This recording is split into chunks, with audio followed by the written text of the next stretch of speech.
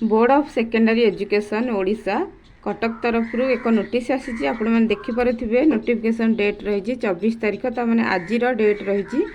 तो देखिपे आपण मानकर ओटीटी एग्जाम जहाँकि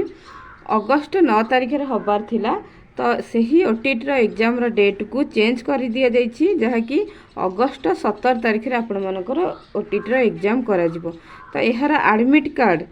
तो एडमिट कार्ड आपण मानकर www.bscodisha.ac.in वेबसाइट रू आपण माने 12/8 माने अगस्ट 12 तारीख रू आपण माने